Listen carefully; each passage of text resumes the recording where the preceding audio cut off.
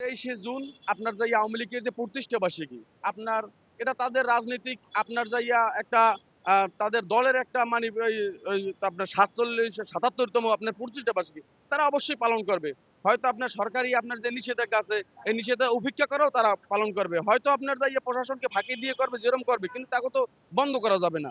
আপনার এই রাজনীতিক আমার এই হিসাবে আপনার এই দলটা থেকে আপনার নিষিদ্ধ করা হয়েছে, এইটা আসলে সম্পূর্ণ আপনার হয়েছে, বেআইনি হয়েছে। আপনার এই দলটা আপনার তার দল পরিচালনা করতে থাকবে, তার দল যেভাবে আছে এইভাবে থাকবে। কিন্তু দলের ভিতরে যারা হয়তো আপনার যারা দুর্নীতি করছে, যারা লুটপাট করছে বা যে এইটার আওতায় এনে তাদের বিচার করবে।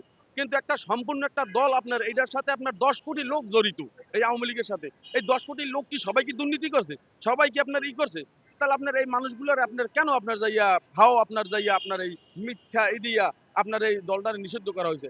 আমি চাই আওয়ামী লীগের প্রতিষ্ঠা বার্ষিকী সুন্দরভাবে পালন হোক।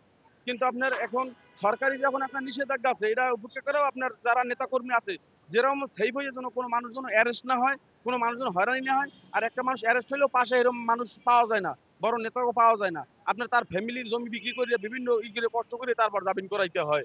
হ্যাঁ, কিছু কিছু নেতাকর্মী আগাইতেছে, আস্তে আস্তে আগাইতেছে। এইরকমের সবার ভূমিকে নিয়ে সামনে আগাইতে হবে। যেহেতু আপনার সারা বাংলাদেশ আপনার 20,000 মানুষ আপনার জেলে নাই, কিন্তু মানুষ তো আছে আওয়ামী লীগের 10 কোটি। তাহলে আপনার 1 কোটি 2 কোটি আপনার লোকও আপনার জেলে থাকলে সমস্যা কি? 10 জন লোক মিললে তো একটা লোক চালানো সম্ভব।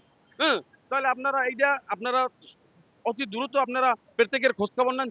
তৃণমূল যারা আছে, যারা এখন রাজপথে কথা বলে এগো খোঁজখবর নেন এবং করে আপনার যে রকমের আপনার ডিসিশন নিয়ে আপনার দেশ আপনার এই দলকে সুসংগঠিত করা যায় সেই সব পরিকল্পনা আপনারা করেন। বাংলাদেশ আওয়ামী লীগ একটা প্রাচীনতম সংগঠন, আপনি বলছেন নিষিদ্ধ করা ঠিক হয়নি। এই দলের প্রতিষ্ঠাতা বার্ষিকী 23শে জুন।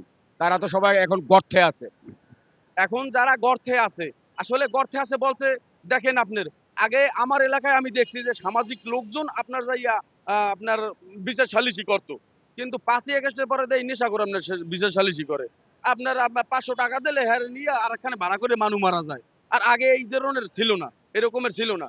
কিন্তু আপনার দেখবেন একটা ভালো একটা লোক একখানে দাঁড়াই কথা বললে আপনি কয় হালায় আওয়ামী লীগের দোষর, কার চেহারা ভালো। তার মানে আওয়ামী লীগের চেহারা না দোষ নুদোষ, চেহারা ভালো, সব ভালো।